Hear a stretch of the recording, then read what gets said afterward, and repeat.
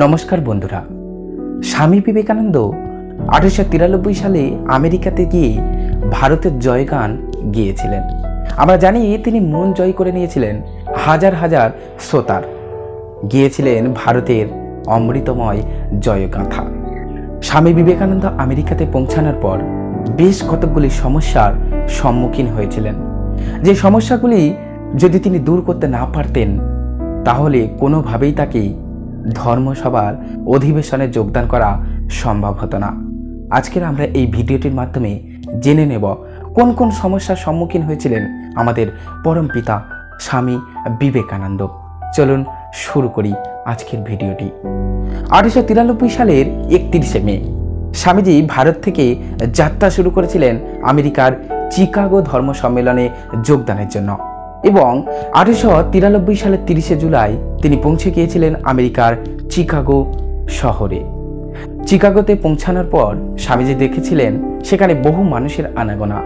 সেখানে একটি বিশ্ব ধর্ম সম্মেলন অনুষ্ঠিত হবে, তাই বিশ্বের বিভিন্ন প্রান্ত থেকে মানুষ সেখানে উপস্থিত হয়েছেন। স্বামীজির বিশেষ গৈরিক পোশাক দেখে তাকে অনেকে বিদ্রূপ করতে থাকে। স্বামী বিবেকানন্দ চিকাগো শহরে আসার পর নিজেকে খুব একা মনে করেন, কারণ এই মস্ত শহরের মধ্যে তিনি একা একা ঘুরে বেড়াচ্ছেন। এর মধ্যে তিনি জানতে পারেন যে সমস্ত ব্যক্তি বিশ্ব ধর্ম সম্মেলনে বক্তৃতা দেবেন তাদের নাম আগে থেকেই সিলেক্ট হয়ে গিয়েছে, কিন্তু স্বামীজি তার নামটা এখনো লেখাতে পারেননি। তাহলে তাকে কি বক্তৃতা দেওয়ার সুযোগ দেওয়া হবে না? তিনি কি পারবেন না? ভারতের অক্লান্ত পরিশ্রমী সাধারণ মানুষের টাকাতে তিনি এসেছেন এই আমেরিকাতে। তিনি কি ভারতের জয়গান গাইতে পারবেন না? স্বামীজির মন খুব ভারাক্রান্ত হয়।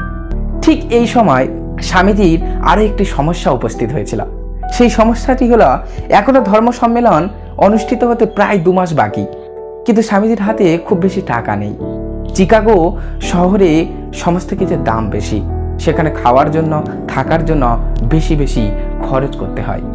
স্বামীজি ভাবলেন কি করা যায়। তিনি জানতেন বস্টন শহরে থাকা এবং খাওয়ার দাম একটু কম, তাই তিনি বস্টন শহরে যাওয়ার কথা চিন্তা করলেন।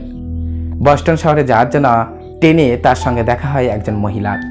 সেই মহিলা স্বামীজিকে নিয়ে যান তার বাড়িতে। সেখানে স্বামীজির সঙ্গে দেখা হয় হার্ভার্ড বিশ্ববিদ্যালয়ের বিখ্যাত অধ্যাপক J.H. রাইটের সঙ্গে। J.H. রাইট ছিলেন গ্রিক ভাষার একজন দক্ষ পণ্ডিত। যাই হোক, স্বামীজির সঙ্গে কথা বলে রাইট সাহেব দেখলেন যে স্বামীজি এক অসাধারণ প্রতিভাধারী, এবং তিনি কথায় কথায় যখন জানতে পারলেন যে স্বামীজি এসেছেন বিশ্ব ধর্ম সম্মেলনে যোগদানের জন্য, তাই তিনি বিশ্ব ধর্ম সম্মেলনের যিনি চেয়ারম্যান ছিলেন ডক্টর বারোজকে একটি চিঠি লিখে দিলেন। তিনি চিঠিতে লিখেছিলেন, আমাদের সমস্ত অধ্যাপককে সম্মিলিত করলে যা হবে এই সন্ন্যাসীর জ্ঞানের ভাণ্ডার তার থেকেও বেশি। যাই হোক, রাইট সাহেব স্বামীজিকে দিয়েছিলেন একটি পরিচয়পত্র। পরবর্তীতে আবার তিনি যখন চিকাগো শহরে এসেছিলেন এক বিরাট বড় সমস্যার সম্মুখীন হন। কি সেই সমস্যা জানেন? রাইট সাহেব স্বামীজিকে যে পরিচয়পত্র দিয়েছিলেন সেই পরিচয়পত্র স্বামীজি হারিয়ে ফেলেছিলেন। সত্যি আমাদের অবাক লাগে স্বামী বিবেকানন্দ কত প্রতিকূল পরিস্থিতির মধ্যে পড়েছিলেন। স্বামীজি তখন খুব ভারাক্রান্ত হয়ে যান। তিনি ভাবেন এবার তাহলে তিনি কিভাবে বিশ্ব ধর্ম সম্মেলনে যোগদান করবেন। একদিন ভাবতে ভাবতে তিনি রাস্তার পাশে বসে পড়লেন।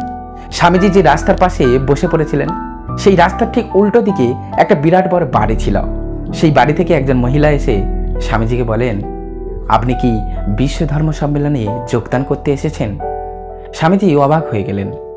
তিনি ভাবলেন এ সবই তার গুরুদেব শ্রী শ্রী রামকৃষ্ণ পরমহংসদেবের আশীর্বাদ। তিনি বললেন, হ্যাঁ, কিন্তু আমি আমার পরিচয়পত্র হারিয়ে ফেলেছি। সেই মেয়েটি স্বামীজিকে সঙ্গে করে নিয়ে তার বাড়িতে গিয়েছিলেন, সেবা করেছিলেন স্বামীজিকে।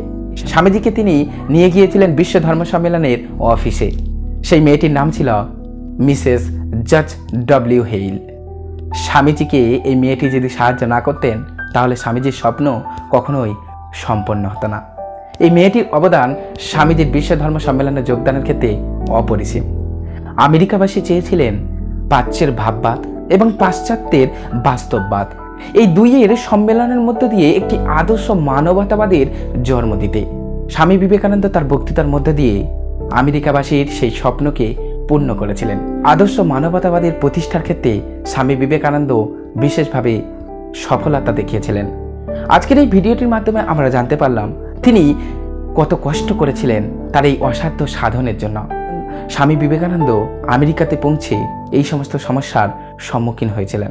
স্বামী বিবেকানন্দকে আমরা সবাই আমাদের হৃদয় থেকে জানাই সশ্রদ্ধ প্রণাম। আজকের ভিডিওটি এই পর্যন্ত।